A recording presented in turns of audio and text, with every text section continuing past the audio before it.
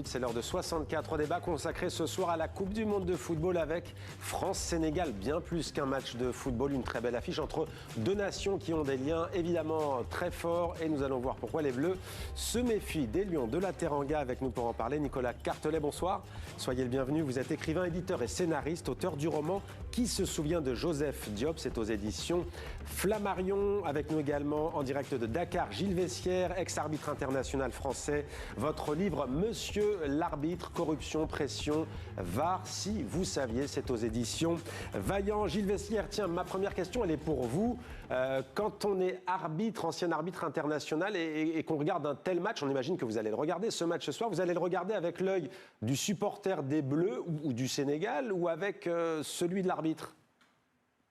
On regarde toujours avec celui de l'arbitre. J'ai vécu 31 ans de passion avec ce sifflet. Et bien sûr que mon regard sera sur la performance arbitrale avant toute chose. Après, je vais me taire quant à mon pronostic parce que je suis en terre sénégalaise.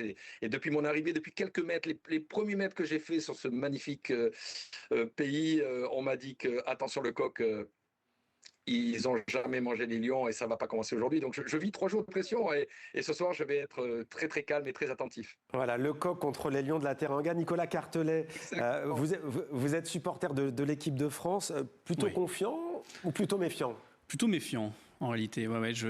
Comme plein de supporters français, je pense que j'aborde cette Coupe du Monde avec beaucoup d'attentes, beaucoup d'espoir, mais finalement pas énormément de certitude. Et en face, on a une équipe du Sénégal qui nous a montré, notamment à la CAN, qu'elle pouvait être très solide. Alors, quels sont selon vous les grands atouts des Bleus, des joueurs sélectionnés et entraînés par Didier Deschamps, qui, on le rappelle d'ailleurs, a fait sa dernière Coupe du Monde sur le banc des Bleus? Les gros atouts de l'équipe de France, c'est quoi? Moi, je pense qu'ils sont surtout offensifs. Là, si on regarde la feuille d'équipe, bon, évidemment, je pense qu'on a les meilleurs attaquants du monde dans l'équipe. Par contre, le problème, c'est qu'on est peut-être un peu plus friable derrière qu'on ne l'a été à une époque. Et parfois, il ne suffit pas d'aligner uniquement plein de super attaquants pour l'emporter. Donc voilà, mais évidemment, Olysée, Dembélé, Mbappé. Michael Olysée, ça peut être la grande surprise de ce mondial, selon vous? Oui, je pense. On l'a vu pendant les matchs de préparation. C'est évident, il a déjà envoyé un signal assez fort en marquant un triplé. Je pense qu'on pourra compter sur lui. Ouais. Gilles Vessière, on va profiter aussi comme de votre expertise. L'atout des Bleus, selon vous, et peut-être les failles, quelles peuvent-elles être à quelques heures du coup d'envoi? L'atout des Bleus, on le sait, c'est le potentiel offensif et ça c'est une évidence, mais je pense que les Sénégalais ont beaucoup progressé. Quand on voit les résultats du football africain depuis le début de cette Coupe du Monde, hormis les Tunisiens qui ont pas répondu présent, il y a vraiment une progression. Je pense que les conditions atmosphériques sont très favorables aux équipes africaines. On n'en parle pas assez, mais quand on joue sous 35-36, ils s'adaptent beaucoup plus facilement et la progression est énorme. N'oublions pas que le Sénégal est allé en finale et a gagné la Coupe d'Afrique des Nations contre un très bon Maroc et le Maroc a bousculé les Brésiliens.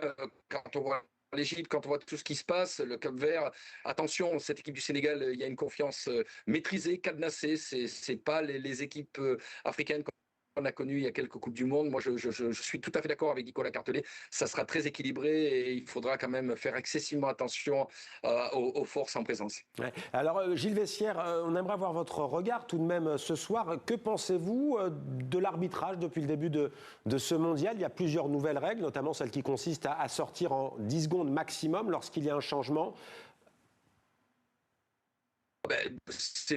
Pour moi, c'est excellent. C'est un accélérateur de jeu formidable. Il n'y a pas que celle-là qui est intéressante. C'est la remise en jeu en moins de 5 secondes au niveau de la reprise en touche. Et on a vu qu'on a beaucoup de buts où les équipes ne sont pas replacées. Les équipes sont prises de court et ça joue beaucoup plus. Il y a du but, il y a de l'allant. Et je pense que pour le spectacle, c'est très bien. Quant à l'arbitrage, je le dis, je le répète, j'ai fait beaucoup de votre confrère depuis que je suis arrivé pour la promotion du livre. Et je le dis et je le répète, on aura très peu de problèmes d'arbitrage dans cette Coupe du Monde parce qu'il y a un boss qui sait mettre la pression au bon endroit, c'est Pierluigi Collina, le patron. Et je sais que Pierluigi, il dit à la VAR de ne pas venir perturber les arbitres, d'essayer de construire le match. Et je pense que confiance joueur, confiance banc, confiance arbitre, ça fait des très bons arbitrages et on n'aura pas beaucoup de problèmes, soyez rassurés. L'ancien arbitre international italien. Allez, direction Dakar maintenant avec Alison Fernandez, notre correspondante. Bonsoir Alison. On imagine que c'est l'ambiance des grands soirs à Dakar et que ça monte petit à petit, de minute en minute. Racontez-nous, vous avez mis la tunique des Lions de la Teranga. Bonsoir Mohamed. Oui, depuis ce matin déjà, de nombreux Dakarois ont revêtu leur maillot de l'équipe du Sénégal comme moi. Et dans toutes les discussions, le choc de ce soir est omniprésent. Les fan zones sont fin prêtes pour l'entrée en lice des Lions d'Ateranga dans cette Coupe du Monde. On en compte au moins 4 à Dakar. Je me trouve dans celle du Monument de la Renaissance et comme vous le voyez derrière moi, l'écran géant est déjà installé. Le match est bien sûr retransmis dans de nombreux restaurants et bars de la ville. Pour de nombreux Sénégalais avec qui je me suis entretenue ce matin, ce soir, ce n'est pas un match ordinaire, c'est un match de prestige qu'il faut gagner. Et il faudra marquer vite, idéalement dans les 15-20 premières minutes, car si le Sénégal fait partie, fait partie des favoris africains, il fait figure de petit poussé face à la France, vice-championne du monde. Ici, on se méfie des attaquants français. Mais les Sénégalais ont confiance en leur équipe, une équipe expérimentée. Plusieurs joueurs en sont déjà à leur deuxième Coupe du Monde, emmenés par la star Sadio Mané, 34 ans, meilleur buteur de la sélection, et donc ce sera certainement la dernière Coupe du Monde. Ce soir, donc, c'est un match hautement symbolique. Les Sénégalais espèrent débuter la compétition de la meilleure des manières, et l'enjeu pour eux est de confirmer leur statut de grande nation du football africain après 3 participations consécutives au Mondial. Et Alison, on va rester avec vous parce qu'on le sait, il y a une date qui est dans tous les esprits, mais alors vraiment de tous les esprits. D'ailleurs, côté sénégalais comme côté français, hein, Alison. Le 31 mai 2002, de nombreux journaux font référence à cette date. C'est la date de la dernière confrontation entre la France et le Sénégal. C'était donc il y a 24 ans, en ouverture du mondial à Séoul. À l'époque, les Lions de la Teranga a disputé leur toute première Coupe du Monde et faisaient face à la France, championne du monde et d'Europe en titre. Je vous le disais, donc, de nombreux journaux font référence à cet exploit. Pour le quotidien, c'est l'heure, 24 ans après le séisme de Séoul, d'écrire une nouvelle page de l'histoire. Un remake de Séoul au goût de revanche pour le soleil. Le coq au menu des Lions. Pour TV5 Monde, j'ai justement rencontré des supporters de l'époque et un joueur de la génération 2002 qui reviennent pour nous sur cet exploit. Les images sont de Oscar Massy. 2026, pour moi, il va y avoir beaucoup de surprises. Le match approche et l'heure est au pronostic. Dans cette famille dakaroise, père et fils imaginent déjà les Lions de la Teranga en finale. Bakouche, le père, veut croire à une nouvelle victoire contre la France après celle de 2002. À l'époque, son fils n'était pas encore né. Il se souvient de l'attente qui avait précédé ce France-Sénégal et des nombreuses discussions autour de cette affiche. Pour sa première participation à une Coupe du Monde, le Sénégal défiait la France, championne du monde en titre. On est venu voir le match ici, sous tension le jour J. Mais ce qui nous a le plus donné du courage, on y croyait. Il n'y a pas de raison d'y croire, mais on y croyait. Ça a été une génération formidable, extraordinaire. Ils nous ont permis de ne plus avoir peur quand on va à une haute compétition. Ils nous ont permis d'y croire et de faire beaucoup d'efforts pour y arriver. 24 ans plus tard, cette rencontre reste gravée dans la mémoire des Sénégalais. Le match d'une vie pour El Hadji Diouf. Ce jour-là, c'est lui qui délivre la passe décisive à Pape Bouba Diop pour l'unique but de la rencontre. Une action dont on lui parle encore aujourd'hui. Il y a un vieux qui m'avait dit un jour, vous n'étiez pas là pour l'indépendance, mais je crois que le 31 mai 2002, ça peut être notre vraie indépendance. Et on l'a fait. À l'époque, El Hadji Diouf évolue dans le championnat français, tout comme 20 autres joueurs de la sélection. Nous, en sachant qu'on a été colonisé par la France, on s'était dit, ce jour-là, c'était un match de football, mais plus qu'un match de football. C'était ce qu'on disait, l'élève contre le maître. Et qu'il fallait qu'on se surpasse. Et on leur montre qu'aujourd'hui, il n'y a plus la France et le Sénégal. C'est l'égalité. Cette victoire a révolutionné le football sénégalais et elle continue d'inspirer les plus jeunes. Abdoulaye Ngom, 17 ans, évolue aujourd'hui à l'ASC Jeanne d'Arc de Dakar. Le club a formé plusieurs joueurs de cette génération 2002.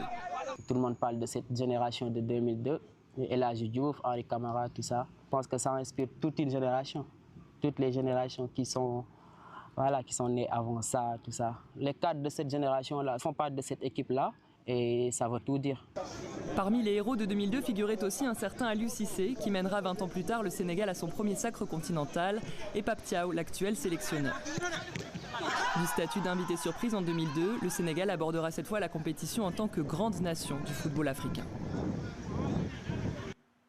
Et voilà pour ce reportage et direction Dakar avec vous à nouveau, Alisson Fernandez. Je vois que vous n'êtes pas seul peut-être à ce supporter sénégalais qui est avec vous. Un petit mot, un petit pronostic pour ce soir?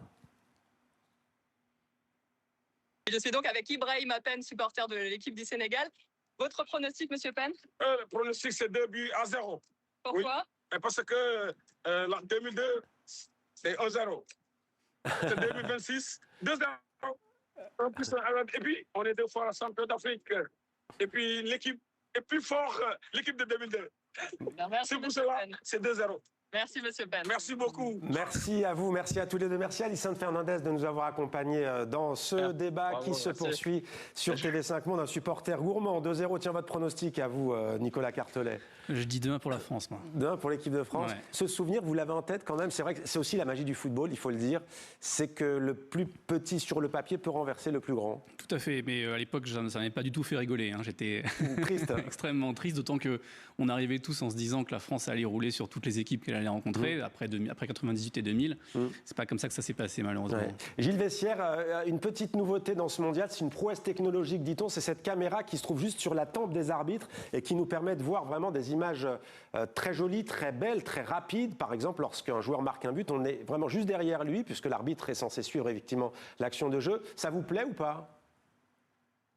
Écoutez, ça vous plaît à vous, moi ça me plaît pas parce que l'arbitre aujourd'hui, on lui a mis une montre, on lui a mis la VAR, on lui met la vidéo. Ouais. Qu'est-ce qu'on lui mettra demain après-demain? On va mettre le casque avec, je sais pas, mais non, franchement, c'est pas fait pour me plaire. Je trouve que cette modernisation de voyeurisme, c'est pour les joueurs comme pour les arbitres, je pense pas que ça soit un plus. Ouais, à propos d'arbitrage et plutôt même d'humanisme, il y a une affaire dont on a beaucoup parlé qui apporte un coup à l'universalisme, à l'universalité du football. C'est bien entendu l'affaire de l'arbitre international somalien Omar Abdulkadir Artan qui s'est vu refuser l'entrée sur le sol américain. Qu'est-ce que vous avez ressenti, Gilles Vessière ?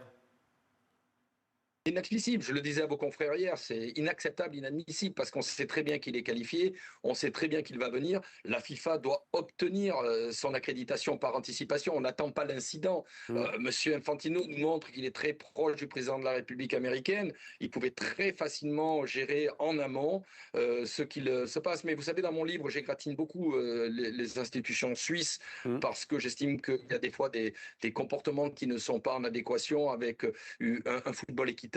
Et je crois que ce qui s'est passé ne peut pas être accepté, mais bon, on a déjà oublié, on oubliera bien d'autres choses, c'est malheureux, mais c'est un vilain constat. En tout cas, l'arbitre a été accueilli comme une star en Somalie et il arbitrera PSG Aston Villa, la Super Coupe d'Europe, le 12 août prochain sur décision de l'UEFA, l'instance dirigeante du football européen. Sur cette affaire, sur l'atmosphère autour de ce mondial, quand on aime le football comme vous, qu'on était écrivain, est-ce que ça ternit un peu justement la magie de la compétition ? Oui, un petit peu quand même, mais c'est pas la première fois que la FIFA peut nous décevoir. On se rappelle quand même que la Coupe du Monde a été donnée successivement à la Russie et au Qatar, qui n'était pas... il y avait déjà des polémiques, ouais. Tout à fait, il y avait déjà des polémiques. Pour le Qatar, il y en a eu énormément.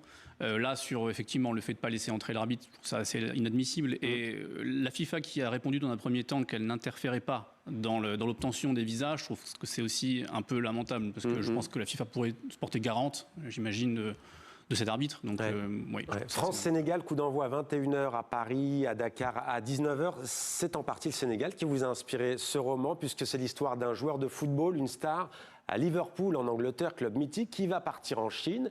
Et là, ça va se compliquer pour lui. Au moment où il va vouloir signer au Qatar, eh bien, il disparaît. On ne va pas tout raconter. Qu'est-ce qui vous a inspiré cette histoire ? Ce qui m'a inspiré, c'est les mouvements, ce moment où la Chine, dans les années 2010, a essayé de faire venir énormément de stars peu pour populariser son championnat. Il y a eu énormément d'histoires de transferts un peu ratés. Il y a eu des joueurs, bon, je pense il n'est pas sénégalais, mais je pense à Drogba notamment. Didier Drogba, international ivoirien, qui a joué en Chine après évidemment avoir marqué l'histoire de Chelsea. Exactement, avec un transfert assez raté à Shanghai. J'avais trouvé que ce mouvement était intéressant et je trouve que ça dit beaucoup aussi de ce que devient le football aujourd'hui et de ce que l'argent peut faire au football. À propos d'argent, d'ailleurs, Gilles Vessière, ces pauses fraîcheurs, évidemment, elles sont officiellement faites pour l'intégrité, la santé des joueurs et personne ne s'en plaindra. C'est aussi pour la publicité. Beaucoup dans le monde francophone, notamment, découvrent cela. Qu'en pensez-vous ? Business, FIFA. FIFA Ouais. Business. Voilà, c'est le traitement. Bon, c'est bien, les post-pressures, on en a besoin. Il n'y a pas de discussion possible, mais les mi-temps durent une demi-journée. Les post-pressures, elles sont à rallonge. Ouais, je pense que de toute manière, on y va tout droit et c'est dommage, mais c'est comme ça. Il faut s'adapter, nous dit-on. C'est pour ça que je parle beaucoup de mon football vintage, de ces époques Zidane, Platini, que j'ai eu la chance de connaître, de tous ces grands joueurs, de Roberto Carlos à Ronaldo. Et je vous assure que ces faiseurs de rêve sont des gens qui manquent au football à l'heure actuelle et donc on doit s'adapter à ce nouveau football data, statistique et business. Gilles Vessière, vous êtes à Dakar au Sénégal pour présenter justement le livre que vous avez en main, tout comme moi. Peut-être un mot parce qu'il me semble qu'il y a une dimension caritative dans la présentation de votre ouvrage. Oui, je vous remercie TV5 Monde, merci beaucoup de me donner la possibilité de dire que demain à la FNAC de Sam à Dakar, à partir de midi jusqu'à 17h, 17h30, j'aurai le plaisir de dédicacer le livre et la totalité des recettes. Donc quand les gens achèteront le livre, la totalité des recettes ira à cette formidable association Children of Africa au profit des enfants déshérités en Afrique de l'Ouest et principalement au Sénégal. Donc tout sera reversé et on espère faire une très très belle performance chiffrée pour que ce moment de partage que nous aurons demain fasse du bien à cette jeunesse africaine qui est de toute évidence fort méritante. Merci beaucoup Gilles Vessière d'avoir été avec nous, c'était un plaisir. Bonne dédicace donc demain pour votre livre. Merci à vous également Nicolas Cartelet qui se souvient de Joseph Diop. Donc c'est aux éditions Flammarion, un très beau roman quand on aime le football et la littérature. Et merci à Alison Fernandez qui était avec nous tout à l'heure.